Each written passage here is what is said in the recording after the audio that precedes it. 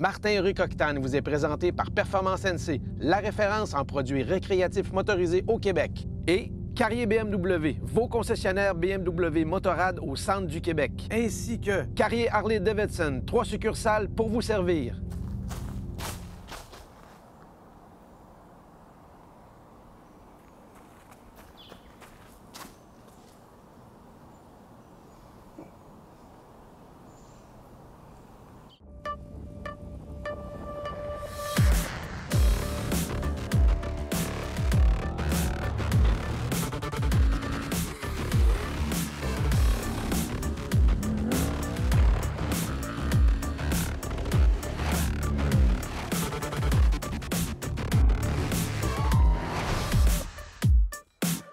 Cette semaine, dans le 2e épisode de la saison, on continue notre petit road trip avec les 3 bikes. On a bien du fun, on découvre des choses super intéressantes et ça se continue maintenant!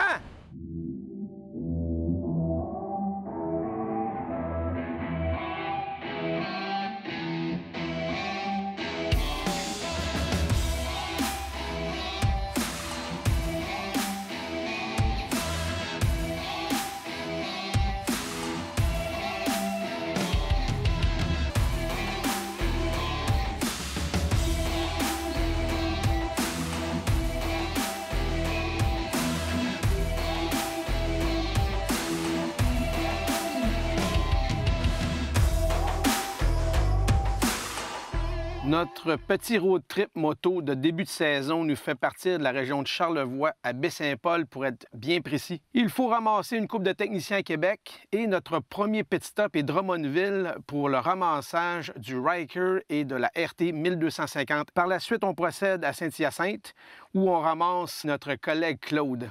Notre pit stop du soir est Gatineau, Ottawa, où est-ce qu'on va visiter un petit peu la ville de nuit. Au petit matin, on prend la direction de Sandbanks. On progresse tranquillement sur les petites routes direction Niagara Falls.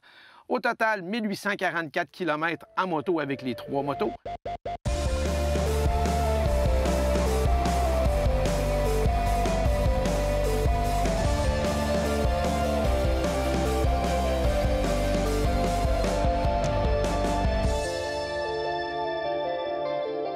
Ce qui est fascinant en ce moment, j'ai les 2 pieds au Canada et à l'arrière de moi, c'est les États-Unis. Il y a une particularité ici à Niagara Falls.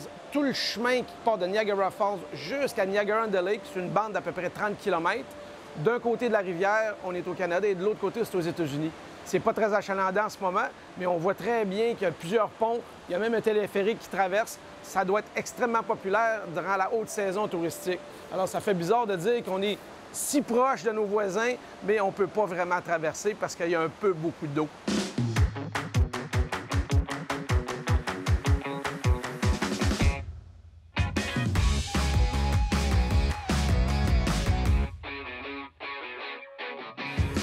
Pour notre road trip de cette semaine, on a communiqué avec notre partenaire Kimpex pour avoir 2 styles de casque. On va faire, durant notre road trip, plus de 2000 km. On va faire de la ville et on fait aussi de la grande route. Alors, ça nous prenait 2 styles de casque. Un petit casque très léger, aéré. On peut se voir le visage en train de parler. On a une petite visière contre le soleil. Très pratique en ville. On l'aime bien, Gabriel et moi. Notre 2e choix a été le casque Quest, qui est un casque aventure. Personnellement, dans tous les styles de casque, c'est un de mes préférés parce que c'est un petit look aventure, ça le dit. Il est relativement léger et on pense qu'à cause de la configuration, on va avoir la tête qui va partir dans le vent à cause de la palette. Mais non, il y a des belles ouvertures et on n'a pas vraiment le facteur vent qui nous pousse vers l'arrière. Un casque quand même assez profilé et léger.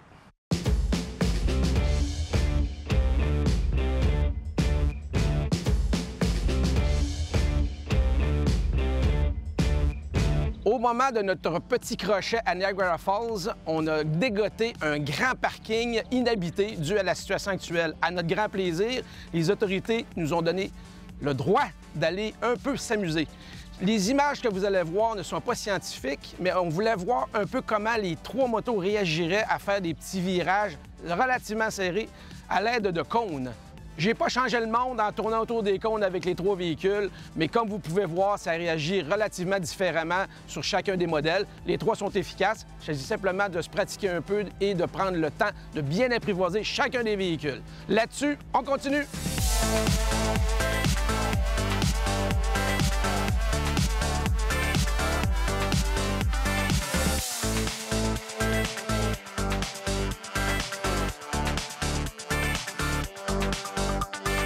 Ça fait longtemps que tu fais de la moto. Ça, je dirais une vingtaine d'années. Pourquoi Harley-Davidson? Parce que t'es plus que tatoué. Ouais. Tout ton linge, tes bobettes, tes bas. Oui, oui, j'ai vu ses bobettes et ses bas. C'est Harley-Davidson. Tu me parlais que c'est une famille, que c'est même pas une idéologie, mais c'est ça, c'est un sentiment d'appartenance. C'est une façon de vivre, Harley-Davidson. C'est une culture spéciale. C'est une marque légendaire. Puis, il y a quelque chose qui est spécial avec Harley-Davidson. J'avais conduit surtout des motosports avant. Puis j'adorais ça. J'aimais ça. Jusqu'à ce que j'essaie, il y a peut-être 6 ou 7 ans, ma première Harley-Davidson. Ça a été instantané. Ah ouais? Instantané. Le feeling de conduire une Harley-Davidson. Que ce soit en ville, sur la route, sur des chemins de campagne, il y a quelque chose qu'on vit en dedans. Quand j'ai commencé à faire de la moto sur une Harley-Davidson, j'ai tout de suite été en contact avec les membres du regroupement ou de l'association, si on veut, HOG, pour Harley Owner Group, qui est une association mondiale de propriétaires de Harley-Davidson. Et dès ces premiers contacts-là, c'est que tu t'achètes une moto, mais tu n'achètes pas juste une moto, tu achètes toute la culture qui va autour, c'est-à-dire les amis qui vont avec, des riders. Les gens d'Harley, ils ne sortent pas avec leur moto une fois par mois. Ça sort aussitôt qu'il fait beau. Ça sort, puis ça sort en groupe. Ça jase, ça ride en groupe, ça arrête pour manger, ça communique ensemble. La grande majorité de mes amis maintenant, c'est des gens qui ride des Harley-Davidson. Ta moto. Bon, c'est sûr que c'est une grosse bête, puis il faut que tu aies une certaine taille, puis à tourner, tu as une inertie, tu as quand même... Bon, c'est une moto pour des gens avec un minimum d'expérience. Oui. Bien, c'est sûr que c'est pas la moto la plus légère sur le marché, la Road Glide Limited 2020. Par contre, ça tient la route. C'est peut-être à basse vitesse que ça prend un peu plus d'habileté, dans des stationnements, puis des postes à essence, puis... faire demi-tour sur une route. Pourquoi avoir choisi ce modèle-là? Parce que tu as des douzaines de dénominations d'autres possibilités. La raison est assez simple. C'est que quand je suis passé de la motosport à Harley-Davidson, la première que j'ai essayée, c'était la Road Glide.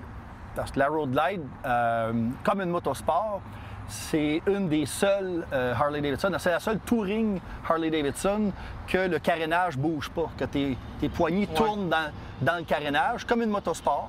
Le carénage reste fixe, il est fixe et les poignées bougent dedans. Toutes les autres, le carénage tourne avec.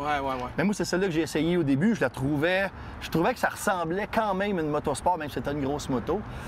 Puis, depuis ce temps-là, j'ai conduit que des Road Glide. Je change pour une Road Glide à chaque occasion. C'est toujours une Road Glide. Oui, puis c'est le deuxième véhicule que j'ai utilisé le plus durant le tournage. Après la BM, après le Ryker. C'est assez surprenant comme feeling. Parce que seulement la sortir du pied, la mettre en équilibre, il faut que tu donnes un swing. Bien, la portion de route qu'on a fait, là, de zigzag puis de S en forêt, si on veut, où il n'y avait pas d'accotement, je te voyais faire, puis t'avais l'air de quelqu'un qui était sur une motosport. Le feeling, je dis toujours un coup parti, ça va bien, mais même à basse vitesse, j'ai trouvé que ça a énormément d'équilibre, ça porte bien. Tu sens pas que le frame est mou. Je trouve que c'est une moto de grande qualité. Pour terminer, t'étais jamais allé à Niagara Falls et les environs. Non. Comment tu trouves cette région-là? 60 ans passés. C'est fou, hein? Puis jamais j'étais allé à Niagara Falls. On a entendu parler, mais c'est, je dirais, 10 fois plus impressionnant que ce que je pensais. Tu sais, je savais que c'était immense. Il y a quelque chose là. Mais quand tu es là, le bruit que ça fait... Puis le fion aussi. Ah oui, c'est vraiment impressionnant, la grandeur que ça a. C'est beau le soir, c'est beau le jour. Même la ville, c'est cool. On dirait un mini Las Vegas. Il y a une belle ambiance. C'est le fun. C'est une place à voir. Hein? Oui, une fois dans sa vie. Si tu vas en France, il faut que tu ailles voir la Tour Eiffel. Puis si tu viens au Canada, ben il faut que tu ailles voir... Mais un message pour ma gang de chums de Sherbrooke et de Drummondville. C'est une destination qu'on va faire ensemble sous peu. Ben, Claude, merci beaucoup. Ça me fait plaisir. Merci de nous faire partager ta moto, puis c'est un plaisir de rouler avec toi. Hey. Merci.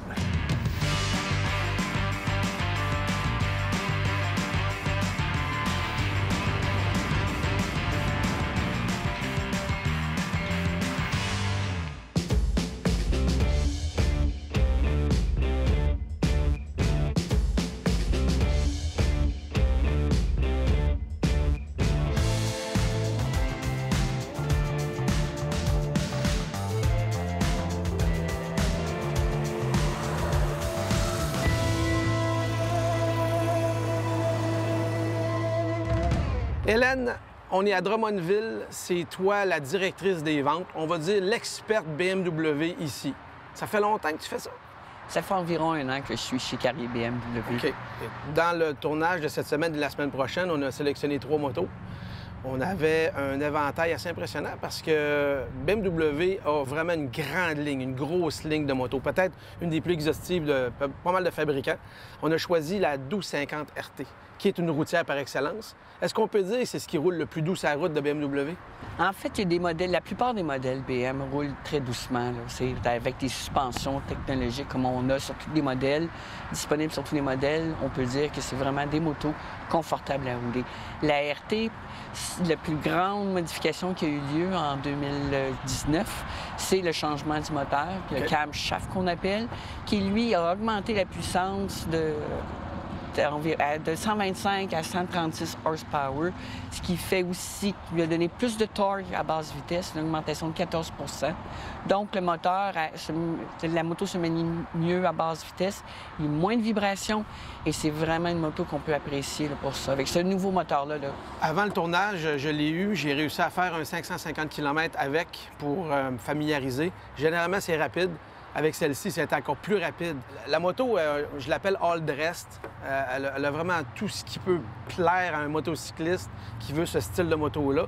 J'ai aimé la petite option que tu clenches le frein avant en côte et ça bloque le frein. Oui. Ça a l'air niaiseux, là, mais quand tu as un passager puis tu es dans une pente montante ou descendante, puis là, quand tu redécolles avec la clutch, le frein se désengage. C'est vraiment le fun. Oui, ça, c'est un aspect technologique appréciable. Pourquoi?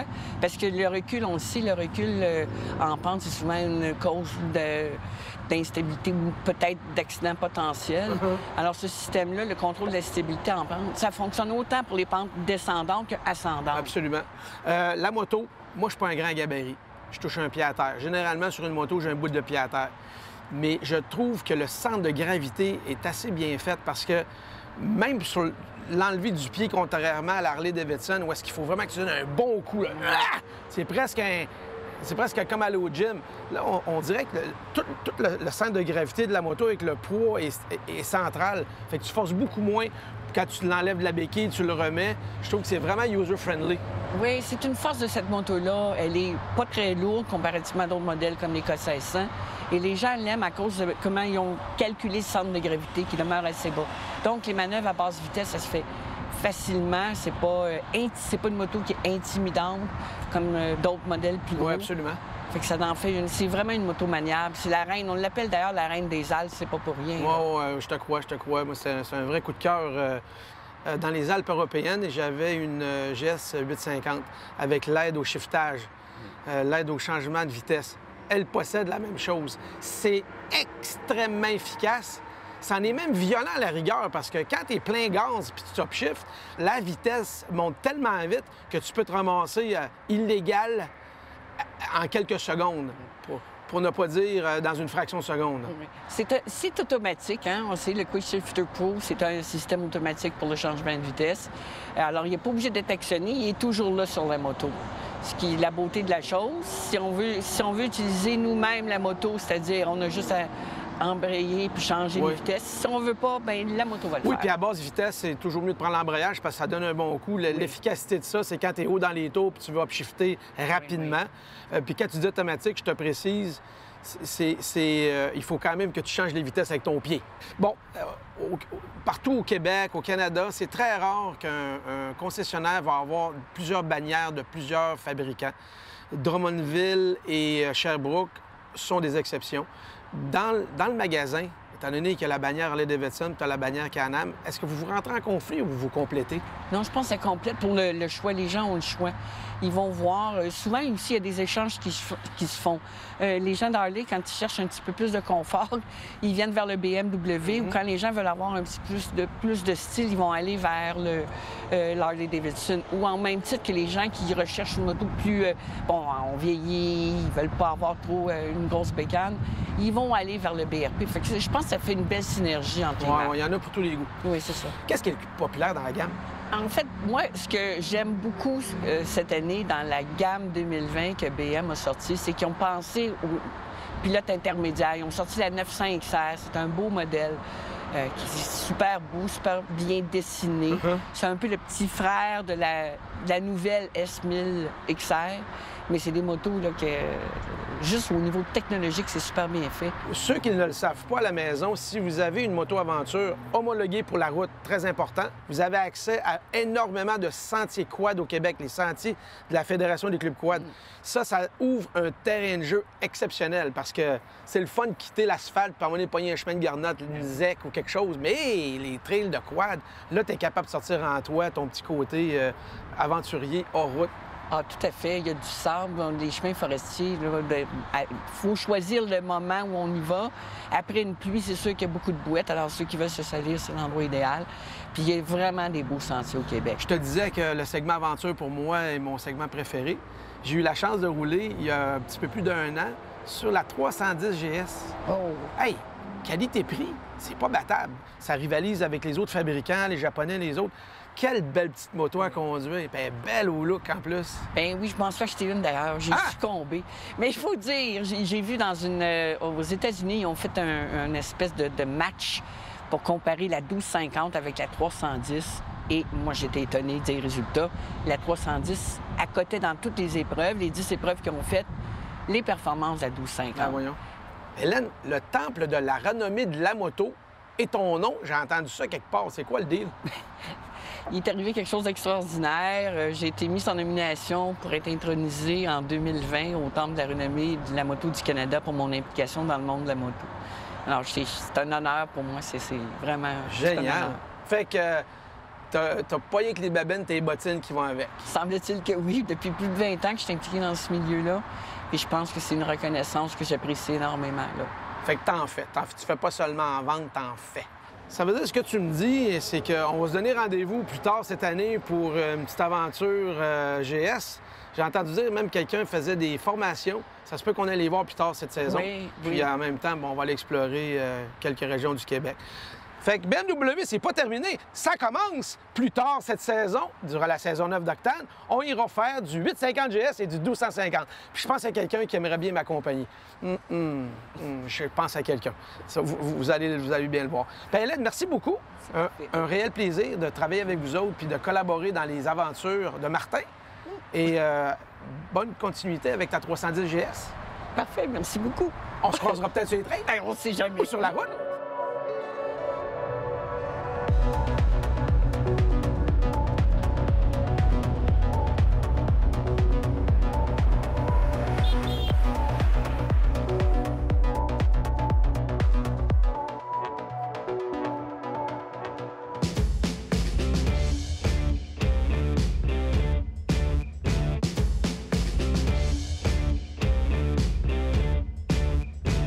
On est à la fin de notre road trip de début de saison, Gabriel. J'étais vraiment content que tu sois là. Moi aussi. Et le fait que tu aies réussi à essayer 3 véhicules dans un laps de temps d'1 semaine, c'est quand même assez spécial. Comment tu as trouvé ça? Exceptionnel. Je veux dire, ça fait du bien de sortir, essayer des nouvelles machines, visiter aussi une partie du Canada parce qu'on s'entend que c'est grand. Puis là, on est en Ontario, Kingston, on a été voir les chutes à Niagara. On a passé à travers Toronto, on a vu Ottawa, Montebello aussi, qui est un très beau petit village à passer devant. Fait que non, c'est trippant. C'est trippant. Sur les 3 modèles, j'ai pris mon plaisir. Certaines forces sur un et certaines forces sur l'autre. Effectivement. Mais overall, les 3 ont été bien appréciés dépendamment de la situation. Oui. Si j'étais pour rester régionalement, disons Niagara-on-the-Lake, Niagara Falls, c'est certain que j'aurais un Ryker. Sûr et certain. Si j'étais pour me taper 200-300 km par jour avec bien de la sinuosité, un peu de challenge, gérer la BM, puis si je voudrais avoir ma femme avec moi puis me rendre assez loin, faire des milliers de kilomètres, je pense que je pourrais peut-être craquer pour l'Harley dans la configuration actuelle de ce modèle-là. Oui. Puis en plus, ça dépend aussi du monde. Tu sais, des fois, il y en a qui vont être plus à l'aise sur la BM, fait qu'ils vont partir avec la BM, puis ils vont avoir leur femme derrière ou leur conjointe qui sont heureux. Puis il y en a qui vont être plus à l'aise sur la grosse Harley, puis c'est ça qu'ils vont prendre. Ça dépend toujours de c'est quoi que tu te sens mieux à conduire avec, c'est quoi que tu préfères aussi, c'est quoi ton budget. Il y a plein de facteurs qui dépendent de ça, puis le kilométrage aussi, et les routes. Tu as tout à fait raison. Puis en plus, sur une machine comme, mettons, BM ou Harley, ils ont toujours des accessoires ou des modifications. Fait que, tu sais, quelqu'un va peut-être essayer la Harley, puis le guidon est trop loin ou il est trop proche. Mais des fois, pas tout le monde qui sait qu'on peut modifier ça, on peut arranger ça, mettre d'autres genres de pédales, ou pareil sur la BM, monter le guidon, rabaisser le siège, des affaires de même, qui peut faire en sorte que c'est plus confortable aussi à longue durée. Bien, ce que tu savais pas, c'est que, tu vois, la 1250 RT, quand je l'ai eue en essai préliminaire, j'ai fouillé un peu dans le manuel, je suis allé voir un peu sur Internet, je l'ai essayé. Puis en dessous du banc, tu as une braquette qui fait que tu peux monter et descendre ton siège. Bien, un pouce de moins sur le siège, c'est la différence entre avoir un bon pied bien solide à terre ou avoir le bout du pied à terre. Puis ça peut être un petit peu embêtant. Gabriel, c'est ce qui termine nos 2 premiers épisodes de la saison 9. Un grand merci à Claude. Ton expérience en moto est vraiment spéciale. Le fait que tu es tatoué Harley-Davidson, littéralement, est là. Ça montre l'engouement de cette grande famille. Ça donne presque le goût d'y participer un petit peu plus. Mais j'ai des bons partenaires. Le groupe Carrier, ils ont 3 concessionnaires Harley-Davidson. Je suis pas mal sûr qu'on va refaire un tournage. Et c'est un rendez-vous. Prochainement, en parlant d'Harley-Davidson, je vais me mettre les fesses sur la nouvelle moto électrique Harley-Davidson Livewire que vous avez vu dans un film Avengers il y a quelques années. C'est tellement différent, c'est tellement spécial que ça va vous surprendre. Probablement moi aussi. C'est un rendez-vous. Puis la semaine prochaine, bien, on va refaire du octane et ce coup-là, on va aller jouer dans le bois au Québec. Je suis Martin Rick. À la semaine prochaine.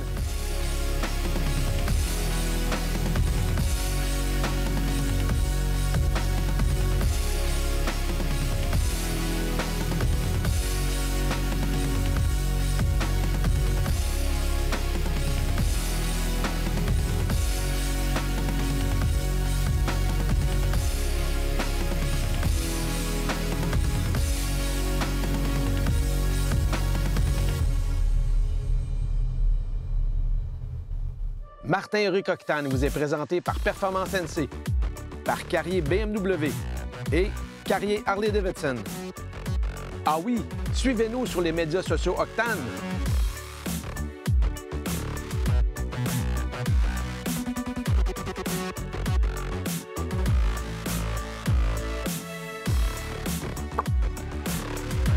Je me fais Allez, les petits bonhommes, dansez! Arrête, dansez! Arrête, dansez!